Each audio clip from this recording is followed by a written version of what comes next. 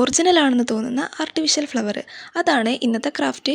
ഇതിന് വേണ്ടിയിട്ട് ഞാൻ എടുത്തിട്ടുള്ളത് 7.5 സെൻറ്റിമീറ്റർ വരുന്ന 6 സ്ക്വയറുകളാണ് കേട്ടോ വെട്ടിയെടുത്തിട്ടുള്ളത്. പിന്നെ പശയും പിന്നെ ഒരു കളറും കൂടെ. ഇത്രയും കാര്യങ്ങളാണ് ഇത് വേണ്ടത്.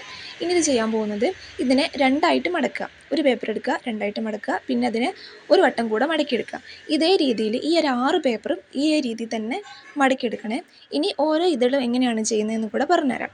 അടുത്തതായിട്ട് ഇനി അത് ഓപ്പൺ ചെയ്യുക. മടക്കിയ വശമൊക്കെ ഓപ്പൺ ചെയ്തിട്ട് ഒരു ട്രയാങ്കിൾ പോലെ ഇത് മടക്കിയെടുക്കുക. എന്നിട്ട് ഈ കാണുന്ന വശം ഇത് പുറത്തേക്ക് തന്നെ വരണം. ഇത് ഉള്ളോട്ട് പോയി കഴിഞ്ഞാൽ ഈ ചെയ്ത ക്രാഫ്റ്റ് മൊത്തം തെറ്റിപ്പോവും. ഇനി ഈ കാണുന്ന സ്ക്വയറാണ്, ആ സ്ക്വയറിനെ ഒരു വട്ടം കൂടെ മടക്കിയെടുക്കണം. എന്നിട്ട് അതിൻ്റെ ഓപ്പോസിറ്റ് സൈഡിലേക്കും കൂടെ മടക്കിയെടുക്കുക.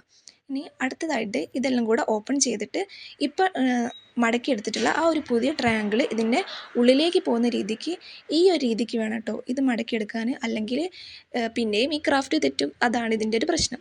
പിന്നുള്ളത്, ഇനി ബാക്കി ഇപ്പം നമ്മൾ മടക്കിയെടുത്ത ആ ഒരു ഭാഗമാണിത്. അത് ഓപ്പൺ ചെയ്തിട്ട് അതിന് ഒരു വശം ഉള്ളിലേക്ക് മടക്കിയെടുക്കുക. അപ്പം ഇനി ബാക്കിയുള്ളത് അതേപോലെ തന്നെ വെക്കണം. ഇതേ രീതിക്ക് തന്നെയാണ് എല്ലാ ട്രയാങ്കിളും എല്ലാ സ്ക്വയറുകളും നമ്മൾ ഇതേ രീതിക്കാണ് കേട്ടോ ചെയ്തെടുക്കുന്നത്. അപ്പോൾ നമ്മളിത് അടുത്തത് എടുക്കുന്ന സമയത്തും ആദ്യത്തത് ഏത് വശത്തേക്കാണോ മടക്കിയിട്ടുള്ളത് ഉള്ളോട്ട്, അതേ രീതിയിൽ തന്നെ എല്ലാം ചെയ്തെടുക്കണം. അല്ലെങ്കിൽ ഇത് പിന്നെയും തെറ്റിപ്പോവുകയും. അടുത്തതായിട്ട് ചെയ്യാൻ പോകുന്നത്, ഇനി ഇത് ഓരോ ഇതളുകളായിട്ട് നമുക്കിങ്ങനെ ഒട്ടിച്ചെടുക്കാം. അതിന് വേണ്ടിയിട്ട് ഞാൻ ഫസ്റ്റ് ചെയ്തിട്ടുള്ള ഏതെങ്കിലും ഒന്ന് എടുക്കുന്നുണ്ട്. എന്നിട്ട് അതിൻ്റെ പുറം വശം, ആ ഒരു പുറം വശത്തേക്കാണ് ഗമ്മ് തേക്കുന്നത്. ഗമ്മ് തേച്ചിട്ട് മറ്റതിൻ്റെ ഉള്ളിലേക്ക് വെച്ചിട്ട് ഒട്ടിച്ചൊട്ടിച്ച് കൊടുക്കുക.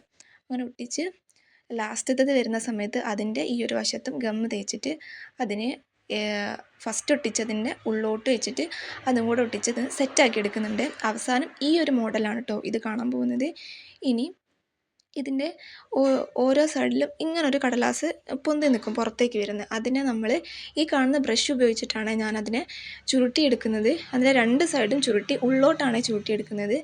ഇതേ രീതിക്ക് ഓരോ സൈഡിലും ഇതേപോലെ ഉണ്ടാവും. ലാസ്റ്റ് ഈ ഒരു മോഡലിൽ വരും നമ്മൾ ചുരുട്ടിയെടുത്തത്. ഇനി ഇതിനെ ഓപ്പൺ ചെയ്യുകയാണ്. ഇതിൻ്റെ തുറക്കുന്നൊരു വശം ഉണ്ടാവും, ചെറിയ വശമല്ല വലിയ വശം. അവിടെ ഇത് ഓപ്പൺ എടുക്കുക. അപ്പം ഇതാണ് ഇതിൻ്റെ ഒരു സ്ട്രക്ചർ വരുന്നത്. ഫൈനലായിട്ട് നമ്മൾ ചെയ്തൊരു ഫ്ലവർ ഇങ്ങനെ ഉണ്ടാവും. ഇതിൻ്റെ സെൻറ്ററിൽ ഞാൻ ഒരു യെല്ലോ കളറുള്ള പേപ്പർ വെച്ചിട്ട് എടുത്തിട്ടുള്ളതാണ്. അതിൻ്റെ സെൻറ്റർ വശത്ത് അവിടെ നമുക്കൊരു ഹോൾസ് പോലെ കാണാം. അതിലേക്ക് അതും കൂടെ വെച്ച് കൊടുക്കുക. അപ്പം ഇതാണ് ഇതിൻ്റെ ഫൈനലായിട്ടുള്ളത്. നിങ്ങൾക്കിത് ഇഷ്ടപ്പെട്ടെങ്കിൽ ചാനലൊന്ന് സബ്സ്ക്രൈബ് ചെയ്ത് സപ്പോർട്ട് ചെയ്യണേ. അപ്പോൾ ഇത്രയേ ഉള്ളൂ. Thank you.